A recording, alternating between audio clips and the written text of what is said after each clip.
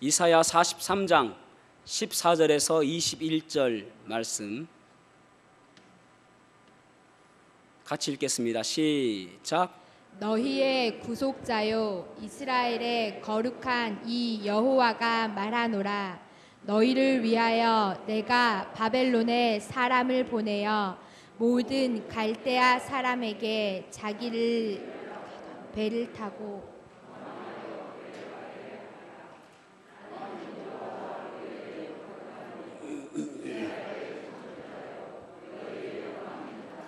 나 여호와가 이같이 말하노라.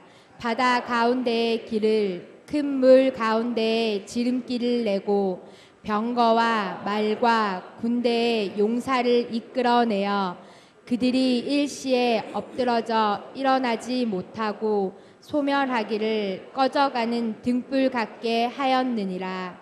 너희는 이전 일을 기억하지 말며 옛날 일을 생각하지 말라. 보라, 내가 새 일을 행하리니 이제 나타낼 것이라. 너희가 그것을 알지 못하겠느냐? 반드시 내가 광야의 길을 사막의 강을 내리니 장차 들짐승 곧 승냥이와 타조도 나를 존경할 것은 내가 광야의 물을 사막의 강들을 내어 내 백성 내가 택한 자에게 마시게 할 것임이라. 이 백성은 내가 나를 위하여 지었나니 나를 찬송하게 하려 함이니라. 아멘. 착석하시겠습니다. 이제 우리는 2020년 끝자락에 와 있습니다. 그리고 얼마 안 있으면 또 2021년이 우리에게 다가오게 될 것입니다. 오늘 설교 말씀의 제목이 새로운 영적 시즌이라는 제목으로 말씀을 나누려고 하는데요. 새로운 해가 또 우리에게는 새로운 시즌이라고 할 수 있을 것입니다. 요즘에는 이 시즌이란 말은 원래 계절이라는 그런 뜻을 가지고 있는데 좀 더 광범위하게 사용되고 있는 것 같습니다. 예를 들어서 드라마도 속편이 나오면은 시즌 2로 해서 하기도 하고, 또 스포츠에서도 이제 2020년 시즌을 마감합니다, 이렇게 해서 시즌을 사용하는 것 같습니다.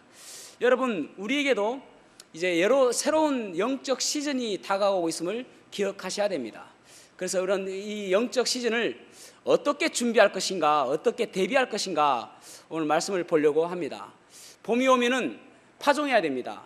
여름이 오면은 장마가 오기 전에 혹시 지붕에 물은 새지 않는지, 또 담벼락은 괜찮은지 보수하고 수리를 또 해야 됩니다. 겨울이 오면은 땔감을 준비해야 됩니다. 이와 마찬가지로 우리가 준비하고 대비해야 될 것이 무엇인가, 오늘날 현 시대의 상황을 보며 생각해 보았으면 좋겠습니다.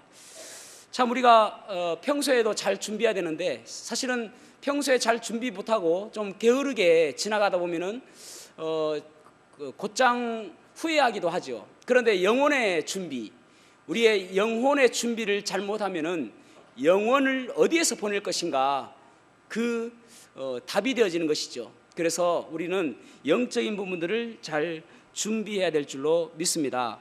특별히 요즘에 코로나19가 점점 더 확산되어져 가고 있습니다.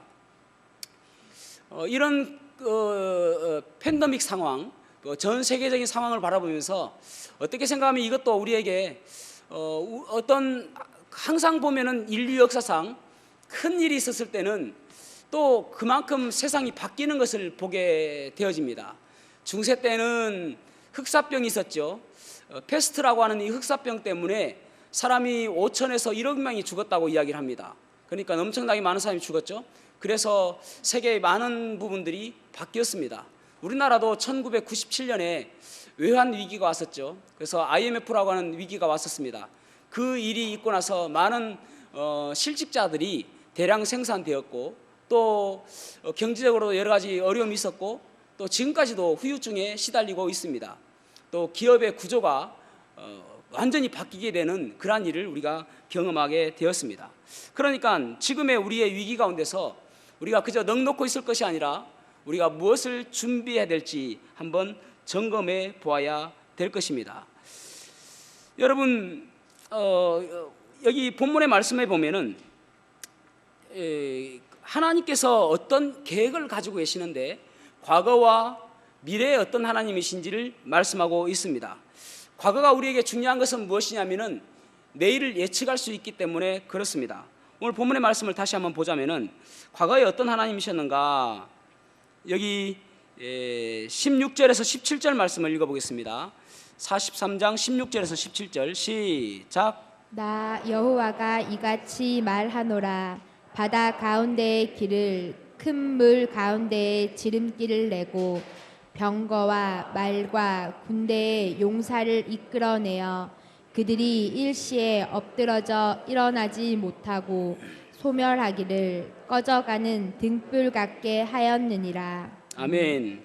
과거 완료형입니다. 그러니까 과거에 어떤 일을 하셨는지 애굽의 군사들이, 병사들이 바다에 엎드러지고 마치 소멸하기를 꺼져가는 등불처럼 되었다, 그렇게 말씀하고 있습니다. 그러니까 하나님은 과거에 이스라엘 백성들을 구원하기 위해서 애국 군대들을 어떻게 멸절시켰는지를 말씀하고 있죠. 여기 이사야는 BC 700년경, 예수님께서 오시기 700년 전에 활동했던 선지자입니다. 그때의 상황에서 바라보면서 전에 어떤 일이 있었는지를 말씀하고 있고, 그리고 나서 이제 이사야는 계속적으로 이스라엘의 멸망에 대해서 말씀하고 있거든요. 남유다의 멸망.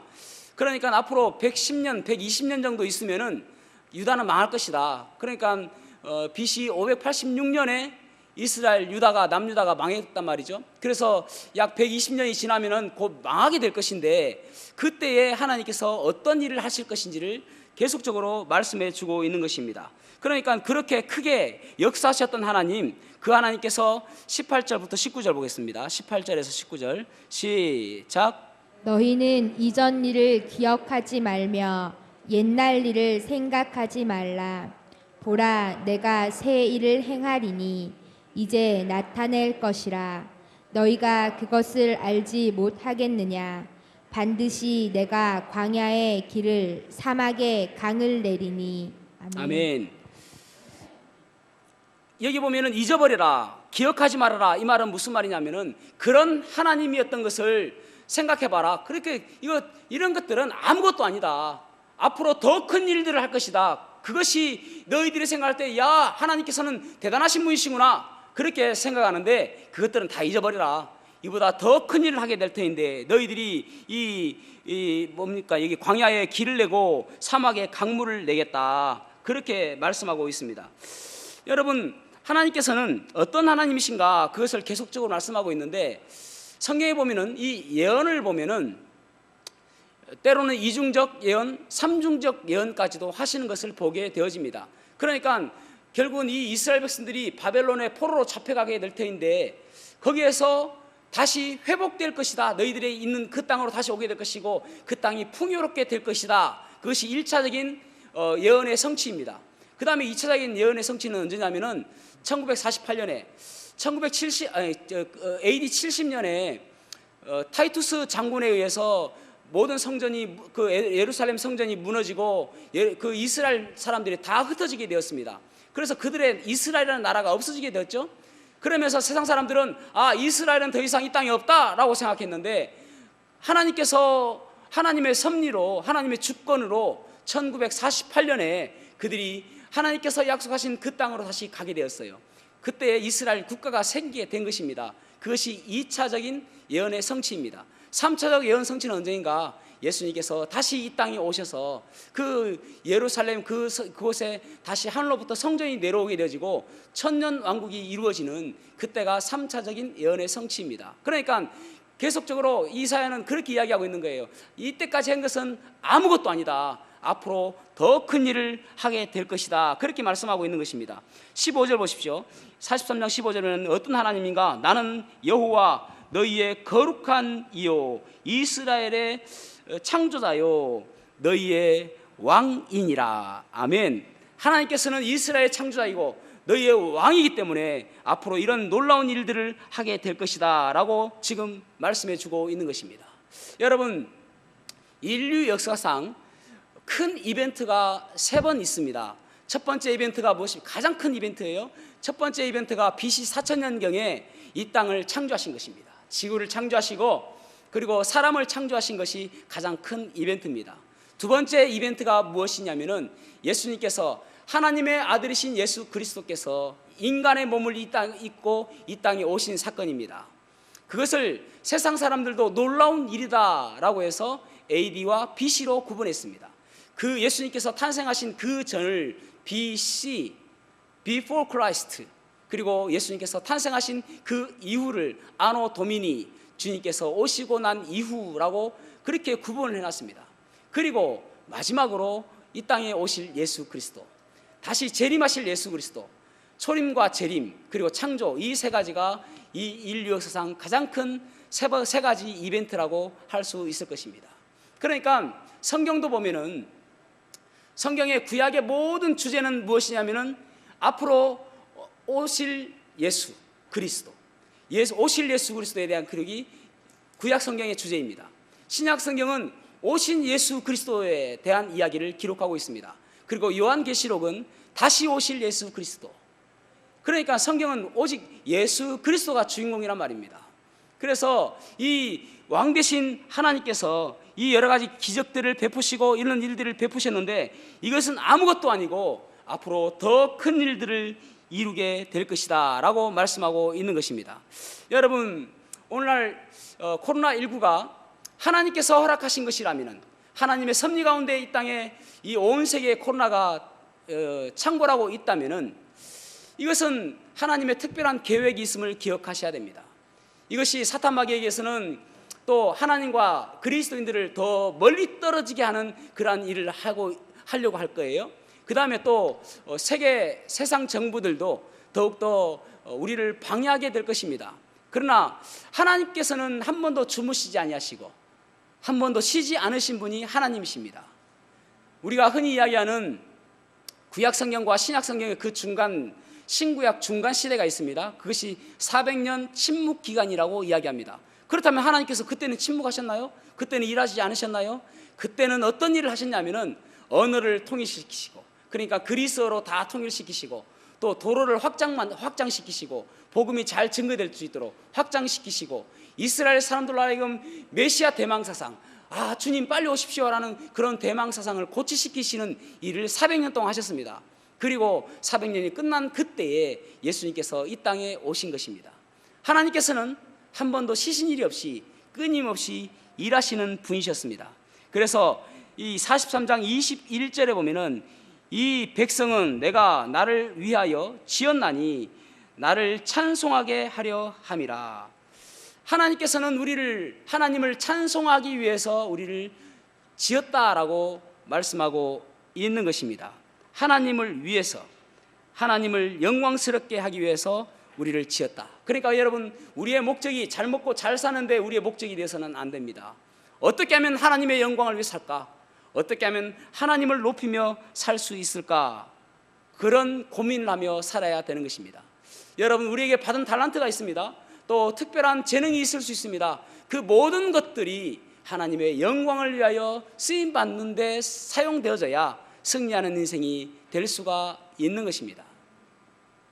때론 우리가 30년간, 50년간 단련받고 훈련되어질 때에, 고난받고 할 때에, 그때에 우리를 쓰시기 위해서 고난하시고 우리를 연단시키시는 것을 기억하시기를 바랍니다. 그리고 나서 단 5년, 아니 단 5시간이라도 우리 주님께 쓰임받을 수만 있다면 그 30년간 연단시키시고 그 50년간 훈련시키셔서 단 5시간만 우리를 쓰시기만 한다면 우리에게는 그만큼 큰 영광이 없는 것입니다. 우리의 인생은 하나님의 영광을 위해서 살아가는 존재가 되어져야 되는 것입니다. 코로나19를 통해서 우리는 어떻게 살아야 할까요? 우리는 이 코로나19를 바라보며 어떤 마음의 자세가 필요할까요? 어쩌면 이 코로나19가 끝난다 하더라도 이제는 세상은 엄청나게 많은 변화가 있을 것입니다. 그렇겠죠? 오늘날 백신이 나오고 하니까 어떤 분들은 아주 낙관적인 생각을 가지고 있는 분들도 있는데 사실은 미국에서는 더 비관적인 보도가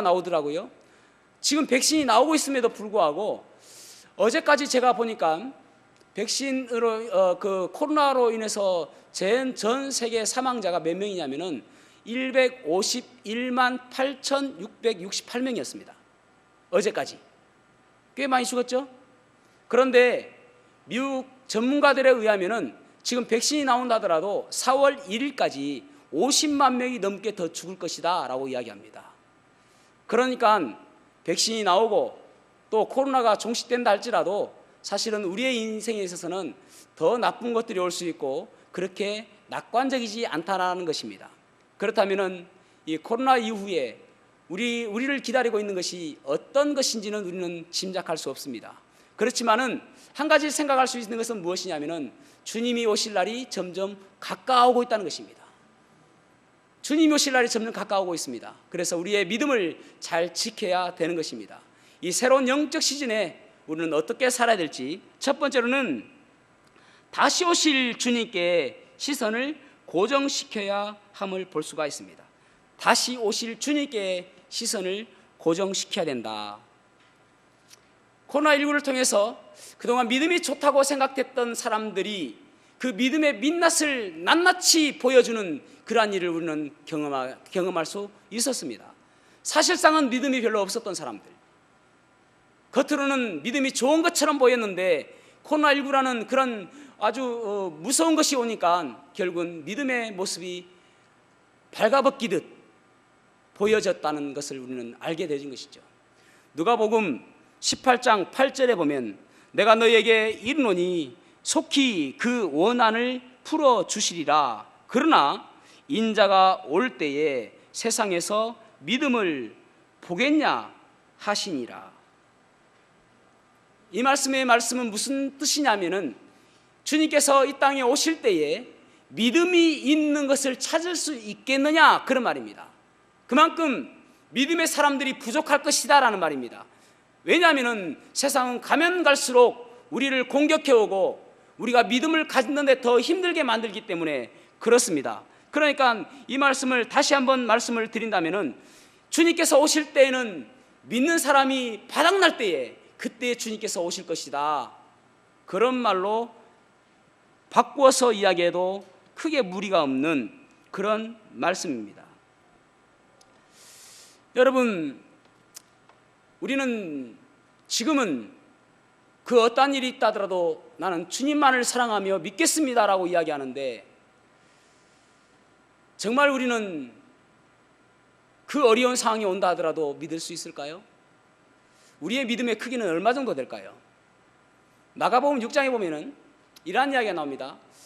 예수님께서 많은 사람들에게 복음을 가르치시는데 이제 저녁 때가 다 되었는데 먹을 것이 없는 것입니다. 그래서 누구에게 먹을 것이 있느냐라고 제자들에게 찾아보라고 하니까 한 어린아이가 도시락을 싸왔습니다. 그 도시락을 열어보니 보리떡 5개와 물고기 2마리가 있습니다. 여러분 착각하지 마셔야 됩니다.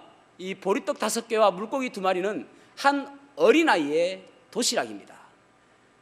가서 여러 사람들과 나눠 먹으라고 할 만큼 큰 찬압에 싸준 것이 아니라 그저 이 어린아이가 혼자 먹을 수 있는 조그만한 도시락이란 말입니다. 그런데 그것을 주님께서 축사하시고 나눠줬는데 남자만 5,000명이면은 오늘날 기독교인들의 특성을 볼 때에 여자가 더 많잖아요. 그렇다면은 좋게 2만 명은 넘었을 것이다 라고 이야기를 합니다. 그 많은 사람들을 다 먹이고도 12광주리가 남았습니다. 놀라운 기적이죠. 여러분, A에서 B로 만드는 것도 기적이지만 무에서 유를 만드는 것은 더 큰 기적인 것입니다. 단지 보리떡 5개와 물고기 2마리밖에 되지 않는 그 자그마한 도시락으로 수도 없이 많은 사람들을 먹였던 것입니다. 그것을 많은 사람들이 보았고 제자들도 보았습니다. 그럴만 하면 얼마나 믿음이 가겠습니까? 그런데 그 제자들에게 건너편으로 가라고 배에 태워서 보냅니다. 그리고 그들은 밤새도록 풍랑에 힘겹게 싸워야만 했습니다. 그때에 밤 사경이 되었을 때에, 밤 사경이라면 새벽 3시부터 새벽 6시입니다. 밤새도록 그들은 고생하였는데 밤 사경이 되었을 때 예수님께서 그들에게 물 위로 걸어가셨습니다. 제자들이 예수님을 바라보고 아, 주님 오셨습니까? 라고 하지 않았어요. 유령이다라고 이야기했습니다. 왜 그렇습니까? 사람이면은 그 물 위를 걸을 수 없다라고 생각했기 때문에 그렇습니다. 그리고 만약 그 예수님을 믿는 믿음이 있었다면은 아, 주님께서 오셨다, 이제 주님께서 오셨으니까 우리는 이 풍랑은 다 잠잠해질 것이다라는 그런 믿음이 생기잖아요. 그런데 그렇지 못했습니다. 제자들은 두려워했습니다. 주님께서 배에 오르셔서 풍랑을 잠잠케 해주셨습니다. 이 제자들의 믿음은 믿음이 적은 자로 평가되어집니다. 여러분, 실제로 주님의 그 기적들을 보았음에도 불구하고 그들은 믿음이 적은 자들이었습니다. 우리는 그렇지 않잖아요. 주님의 기적을 직접 보지도 못했지 않습니까? 그런데 정말 이 제자들보다 더 좋은 믿음을 가질 수 있을까요? 그래서 우리는 날마다 주님을 향한 그 믿음을 가져야 되는 것입니다. 무엇보다도 나를 향해서 십자가에 달려 돌아가신 그 예수 그리스도, 여러분, 구약의 모든 것은 예수 그리스도를 가리킵니다. 구약의 제사, 구약의 절기, 구약의 성막, 구약의 성전, 구약의 모든 성경들은 예수 그리스도를 가리킨단 말입니다. 그러니까 우리가 믿어야 될 분은 오직 예수 그리스도입니다. 우리가 시선을 고정시켜야 될 분은 오직 예수 그리스도입니다. 이 땅에 초림으로 오실 예수 그리스도, 이 땅에 사람의 몸으로 입고 오셔서 우리들의 모든 죄를 대신 지시고 내가 달려야 될 그 십자가, 내가 죽어야 될 그 십자가, 내가 내 죄 때문에 치러야 될 그 모든 고통을 주님께서 다 지시고 테텔레스타이, 다 이뤘다라고 말씀하시고 십자가에 돌아가신 그 예수 그리스도, 그 예수 그리스도를 바라봐야 되는 것입니다. 구약에서 저번에도 제가 한번 말씀을 드렸었는데 그때의 자막이 준비가 안 돼서 제가 다시 한번 준비를 했습니다. 여호와라는 단어가 총 5719번 나옵니다. 여호와, 엄청나게 많이 나오죠. 그런데 이 여호와라는 말은 출애굽기 3장에 보면은 하나님께서 모세에게 당신은 누구십니까? 라고 물어보니까 I am that I am, 나는 스스로 있는 자다 라고 해서 여호와라는 이름을 가르쳐 주십니다. 그런데 여러분, 여호와라는 그 이름, 히브리어는 상형 문자입니다. 상형 문자. 상형 문자라 함은 어떤 모양을 가지고 문자를 만들었다는 말입니다. 그러니까 문자에는 어떤 뜻을 가지고 있다는 말이죠. 그래서 이 여호와, 예흐바라는 이 여호와라는 단어는 네 자의 철자로 구성되어 있습니다. 그러니까 한번 띄워보십시오. 이게 보입니까? 처음에 이 요드거든요. 요드는 무엇을 뜻하냐면은 손을 뜻합니다. 손. 그 다음에 바브는 무엇을 뜻하냐면은 창문. 그러니까 창문처럼 생겼다 해서 창문. 그래서 이것은 무엇을 의미하냐면은 see, 보다라는 그런 뜻을 가지고 있습니다. 그 다음에 헤이는 무엇을 뜻하냐면은 못을 뜻합니다. 못. 그 다음에 바브는 창문을 뜻한다고 그랬죠. 그래서 요드 바브 헤이 바브예요. 그래서 이것을 다 묶어서 이제 자음, 원래는 히브리어는 자음밖에 없거든요. 모음은 없고. 그래서 이것을 예흐바라고 읽습니다. 그러니까 여호와라는 말 그 자체를 히브리인들은 보면은, 이스라엘 사람들은 이 이름에는 손 보라 못 보라 이 뜻을 가지고 있다는 것을 알고 있는 거예요. 그러니까 여호와라는 이름을 5719번 쓰면서 계속적으로 여호와라는 그 이름 가운데서 앞으로 오실 분은 예수 그리스도다, 앞으로 주인공은 예수 그리스도다, 너희들의 시선을 예수 그리스도를 향해서 주목하고 시선을 고정시키고 살아야 된다, 그렇게 말씀하고 있는 것입니다. 여러분, 우리의 구원자는 예수 그리스도입니다. 우리의 오직 유일한 길은 예수 그리스도입니다. 그래서 주님께서 말씀하시기를 내가 곧 길이요 진리요 생명이다 말씀하고, 내가 곧 빵이다 라고 말씀하시고, 내가 곧 소망이다 말씀하시고, 내가 곧 생명수다 말씀하시고, 나로 말미암지 않고는 아버지께로 갈 자가 없다라고 말씀하시며 오직 주님만을 믿으라 라고 말씀하십니다. 그래서 요한복음 5장 24절 말씀처럼 내 말을 듣고 또 나 보내시는 이를 믿는 자는 영생을 얻었고 심판에 이르지 아니하나니 사망에서 생명으로 옮겼느니라 라고 말씀하시는 것입니다. 그 예수 그리스도만은 자랑하며 살아야 되는 거예요. 그 예수 그리스도.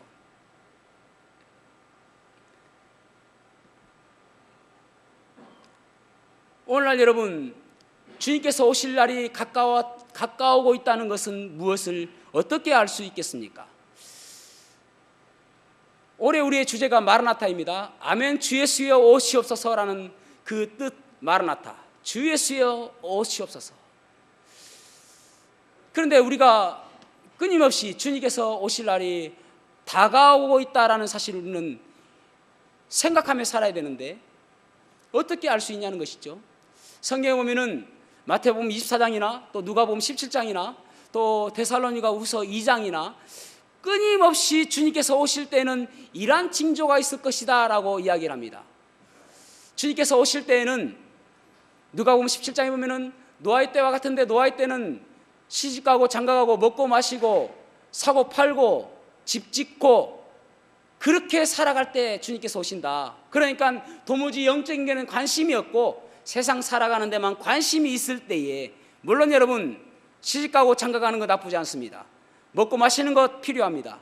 그리고 또 심고 거두고 집 짓고 필요합니다. 그러나 그보다도 더 중요한 것이 무엇이냐면은 주님이 오실 것을 기다리고 깨어있는 사람이 되어라 라는 말씀이잖아요. 데살로니가 후서 2장에 보면은 주님께서 오실 때 반드시 일어날 일들이 있는데 그때는 적그리스도가 먼저 등장하게 될 것이다 라고 이야기합니다. 적그리스도가 등장하게 되어지기 전에 무엇이 전제되어져야 되냐면은 적그리스도는 정치적인 세력이 필요합니다. 그리고 적그리스도는 종교적인 세력이 필요합니다. 정치와 종교의 세력이 필요한 것이죠. 그래서 정치는 감시체제가 있어야 되는데 그 감시체제가 점점 지금 발달하고 있습니다. 8월 15일 날 광화문 집회가 있었죠. 가보지도 않았는데 그냥 잠시 버스 타고 지나갔음에도 불구하고 질병관리본부에서 전화가 와요. 혹시 광화문 집회 참석하셨습니까? 아니요, 참석 안 했는데요. 어떻게 아느냐? 기지국을 통해서 휴대폰을 켰으니까 안다는 거예요. 그만큼 지금 우리의 모든 사생활이 노출되어 있습니다. 오늘날에는 여러분 완전 범죄가 지금은 거의 없습니다. 거의 다 잡혀요. 착하게 사십시오. 예전에는 ATM 기계 그 앞에서만 CCTV 막고 그냥 뭐 마스크 끼고 거기만 하면 됐는데 지금은 그 사람이 나가서 어떤 차를 타고 어디로 가고 어디에 있고 집에 가만히 앉아 있는 데서 가요. 그래 바로 잡아가요. 그만큼 감시체제가 지금은 발달해 있습니다. 그러면은 이것을 통해서 통제할 수가 있겠죠. 종교가 지금 점점 단일화되어져 가고 있습니다. WCC, NCC 그런 것을 통해서 종교가 단일화되어지고 있습니다. 미국의 릭 워렌이라는 세들백 교회의 목사님은 우리와 이슬람은 똑같다라고 이야기합니다. 루터교회 목사님은 우리와 천주교는 똑같다라고 이야기를 합니다. 그리고 여러 목사님들이 우리는 이제는 강단의 교류를 해야 된다라고 이야기를 합니다. 그래서 통합 측에 있는 목사님이 합동 측에 가기도 하고 또 고신 측에 있는 목사님이 다른 쪽에 가서도 또 말씀을 전하기도 하고 강단이 무너지고 있습니다. 그것이 무슨 일인가? 점점 하나가 되는 과정에 있습니다. 그래서 결국은 불교, 천주교, 기독교 하나가 되어지는 것이죠. WCC가 지금 계속적으로 그렇게 발전하고 있는 것입니다. 이것이 하나가 되어지면 그때는 적그리스도가 등장하게 되겠죠. 그리고 미국의 세력이 약화될 것입니다. 점점 더 약화될 거예요. 그러면은 무슨 일이 일어나는가? 이스라엘을 지켜주지 못합니다. 지금은 미국이 이스라엘의 후견인 역할을 하며 이스라엘을 지켜주고 있습니다. 그런데 이스라엘의 전쟁이 일어나면 그때는 마지막이에요. 최근에 이란의 핵 개발자가 테러를 당해서 죽었습니다. 그런데 이란에서 누구를 주목하고 있냐면은 아마 이 배후에는 이스라엘이 있을 것이다 라고 이야기를 합니다. 공공연하게 이야기하죠. 그러면은 결국은 전쟁이 일어나는 것입니다. 그러니까 일촉즉발이라는 말입니다. 지금 주님께서 오실 날이 멀지 않았음을 기억하셔야 되는 것입니다. 지금은 얼마나 우리가 더 잘 살고 얼마나 더 누리고 얼마나 더 확장시키는가가 중요한 것이 아니라 주님께서 언제 오실 것인지 그 주님을 향해서 얼굴을 들고 주님만을 바라보며 살아야 되는 것입니다. 더 내 믿음을 잘 지키며 살아야 되는 것입니다. 1972년에 북한 곡산이라는 곳에서 이제 그 당시 김일성 병력이 고속도로를 건설하고 있었습니다.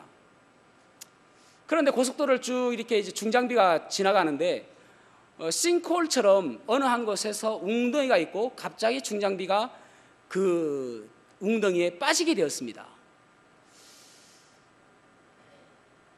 자연스러운 웅덩이처럼 보여졌지만 사실은 그곳에는 자연스러운 웅덩이가 아니라 그곳에 사람들이 살고 있었습니다. 22명의 사람들이 있었습니다. 그 사람들은 어떤 사람들인가 하니 남쪽으로 내려오다가 갑자기 38선이 이제 경계선이 그어지면서 더 이상 남쪽으로 내려오지 못해서 그 지하에서 살았던 사람들입니다. 무려 19년간 그것을 땅굴 교회라고 이름하며 그들은 김태용 목사님과 함께 그들은 그곳에서 하나님을 섬기며 살았습니다. 밖에 나가면은 섬길 수 없으니까 그 지하에서 햇빛 하나 들어오지 않는 그 지하에서 그들은 살았습니다. 발견되었을 당시에 그들의 머리는 땅끝까지 닿았고 머리를 자를 수가 없으니까 땅끝까지 닿았고 그들의 눈은 모두가 다 실명되어 있는 상황이었습니다. 한 번도 빛을 보지 않아서 그들은 그곳에서 그저 주님께서 오실 것을 기대하며 그곳에서 살았던 것입니다. 어린아이가 2명 있었는데 13살과 14살입니다. 그 어린아이들은 김태용 목사님의 아들들이었습니다. 이제 그들을 인민재판에 붙여지게 되었고 그리고 즉결 심판을 하게 되어졌습니다. 주민들에게 인민재판을 한다고 하니까 3,000명의 사람들이 모였었습니다. 가장 먼저 둘째 아들에게 책상 위에 이 아이를 올려놓고 또 목에 올가미를 걸어서 교수형에 처하는 것입니다. 13살입니다. 얼마나 두렵겠습니까? 이 아이가 너무나도 두려워서 저기 옆에 있는 그 엄마도 지금 올가미에 걸려있고 다 올가미에 걸려있는 것이죠. 22명의 사람들이 엄마! 엄마! 소리를 지릅니다. 너무 두려우니까 엄마가 하는 이야기가 아니 예수님 만나러 가는데 뭐 그렇게 시끄럽게 호들갑이야. 기쁜 마음으로 가야지. 네 엄마 그 군인 아저씨 미워하지 말아라. 네 엄마. 그리고 그 군인은 그 책상을 발로 툭 차서 이 13살 아이가 그 자리에서 죽었습니다. 두 번째로 큰아들 14살짜리에게 이 군인이 올가미를 씌우는데 이 아이가 군인에게 하는 이야기가 아저씨 사랑해요. 그 말을 들은 군인이 더 기분 나빠서 발로 툭 차서 그 밑에 받치고 있는 책상을 차물어내서 이 아이도 죽게 되었습니다. 그 아버지 김태용 목사님, 이분에게는 총으로 쏴 죽이는 것도 아깝고 교수형에 처하는 것도 아깝다. 그래서 발가벗겨서 도로에 눕히게 하고 중장비로 발끝부터 천천히 굴러가서 이 모든 뼈를 으스러뜨리며 죽이게 했습니다. 많은 사람들이 바라보며 예수를 믿는다는 것은 저렇게 아픈 일이구나, 저렇게 고통스러운 일이구나 라는 것을 보여주기 위해서 그렇게 했습니다. 점점 중장비가 자기 앞으로 달려올 때에 이 목사님이 마지막으로 찬양을 합니다. 내 구주 예수를 더욱 사랑하며 엎드려 비는 말 이것일세. 다만 내 구주를 내 입술 하는 말 더욱 사랑, 더욱 사랑. 그렇게 찬양을 하며 죽었습니다. 순교를 한 것이죠. 그때 이 일이 북한 노동신문에 실렸습니다. 그 노동신문의 기사는 어떤 내용이냐면은 더 이상 이 북한 북조선 인민공화국에는 예수쟁이는 없다, 이거였습니다.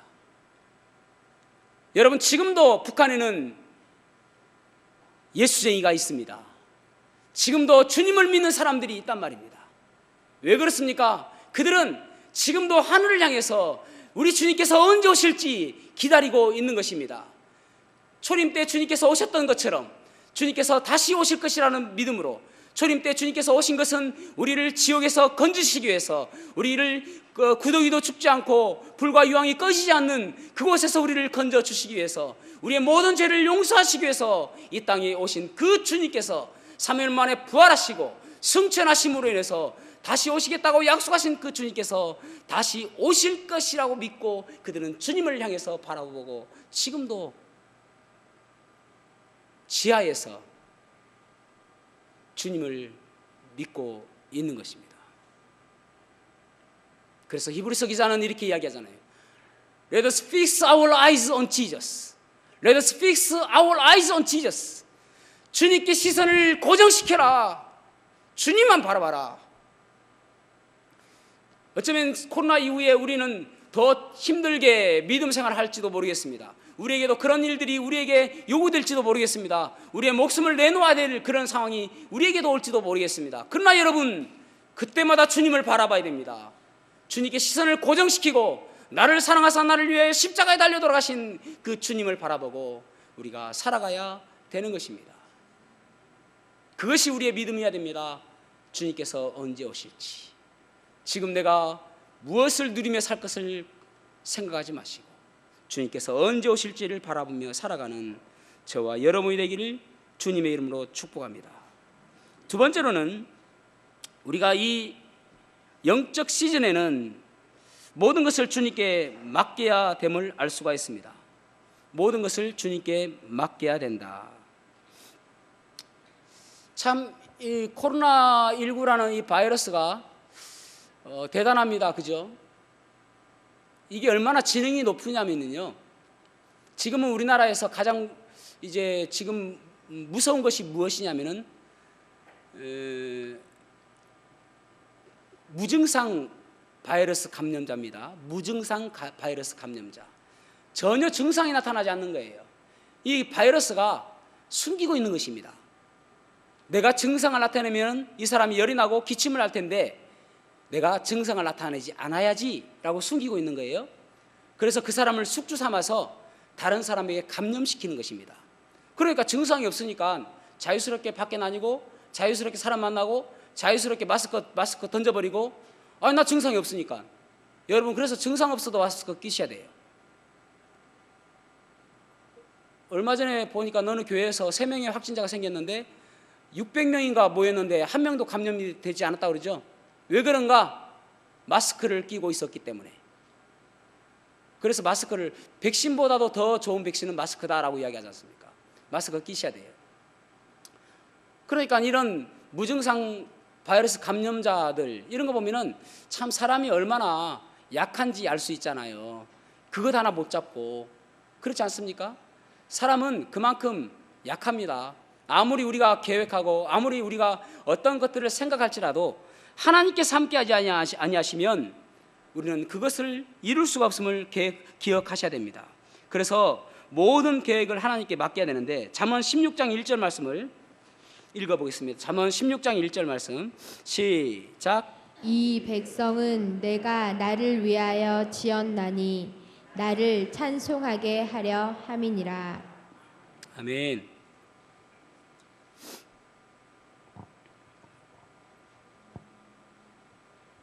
잠언 16장 1절 말씀 맞습니까? 아니요, 틀린 것 같아요. 마음의 경영은 그건데 네. 잘못 읽으신 것 같은데요. 잠언 16장 1절 말씀 나왔습니까? 제가 읽어볼게요. 이 시각장애인이 또 읽게 하시네요.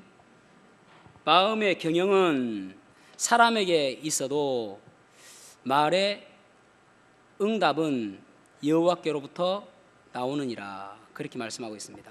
세 번역에는 뭐라고 말씀하고 있냐면은 계획은 사람이 세우지만 결정은 주님께서 하신다. 좀 더 우리의 피부에 와닿는 말씀이죠. 사람이 계획할지라도 하나님께서 결정하신다, 그런 말입니다. 그래서 우리가 계획하는 것보다도 더 중요한 것은 무엇이냐면은 하나님께 우리의 계획을 맡기는 것입니다. 하나님께 계획을 맡긴다는 말은 염려하지 않는 것입니다. 염려는 주님께 맡기고 살아야 되는 것입니다. 결국은 염려는 우리에게 해롭게 하고 이롭게 하는 것이 하나도 없기 때문에 그렇습니다. 염려에 우리가 주목하기보다는 주님께 더 주목하라는 말입니다. 그 영국의 극작가인 버나드 쇼라는 사람이 있죠. 버나드 쇼라는 사람이 하루는 3층 다락방에서 40도가 넘는 고열에 시달리고 있었습니다.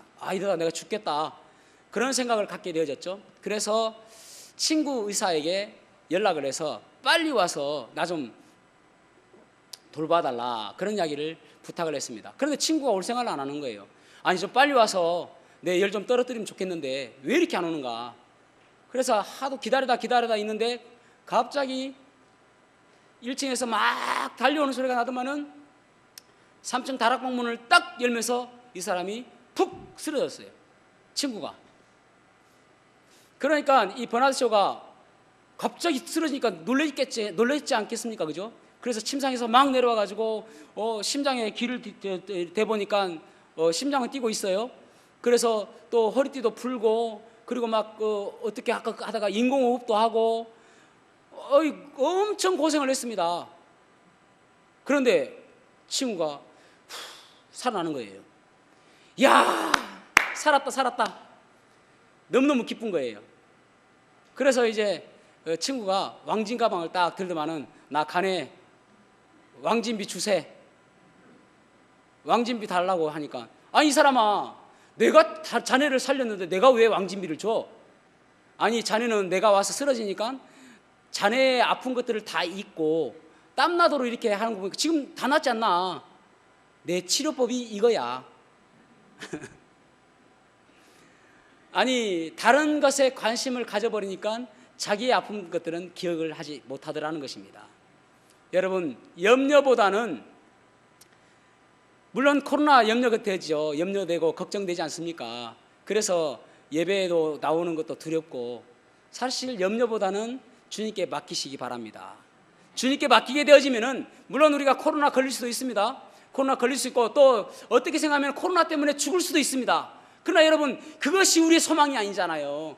예배를 드리다가 코로나 때문에 죽으면 순교인 것입니다. 예배를 드리다가 코로나 걸려가지고 주님께 가면은 주님께서 우리에게 착하고 충성된 종이라고 칭찬해 주실 거예요. 그래서 그 어려운 상황 속에서도 염려보다는 더욱더 예배에 집중하고, 더욱더 주님 섬기는 데 집중하고, 그렇게 해야 된단 말입니다. 초대교회 문서에 보면은 간혹 여러 성도들 이름 앞에 뭐라고 적어놓냐면은 티테디오스라는 이름을 적어놓은 것입니다. 그러니까 어떻게 적어놨냐면 티테디오스 요한, 티테디오스 바울, 이렇게 적어놨단 말입니다. 이 티테디오스가 무슨 뜻인가? 티테디오스는 염려하지 않는, 두려워하지 않는 그런 뜻입니다. 그러니까 여러분의 이름에 티테디오스 박종기, 여러분의 이름 아니고 제 이름에 티테디오스 아무개 그렇게 붙이시기 바랍니다. 이 코로나가 아무리 우리를 위협한다 할지라도 내 믿음은 흔들리지 않아. 그런 믿음으로 살아가시는 저와 여러분이 되었으면 좋겠습니다. 그러면은 걱정할 필요가 없는 것이죠. 죽든 살든 걸리든 말든. 그래서 여러분 더욱더 염려하기보다는 억지로라도 더 예배에 나오시고, 여러분 억지로라도 웃으면은 면역 효과가 있다고 그러지 않습니까? 억지로라도 기도하시고, 억지로라도 말씀 보고, 억지로라도 전도하고, 억지로라도 이 예배당에 나와서 예배를 드릴 때에 우리의 믿음이 주님께서 인정하시는 복된 예배가 될 줄로 믿습니다. 예배에 집중해야 됩니다. 주님께 집중해야 됩니다. 주님만을 바라보며, 주님께서 언제 오실지 모르기 때문에 그 주님 바라보며 예배하는 저와 여러분이 되기를 주님의 이름으로 축복합니다. 기도하시겠습니다.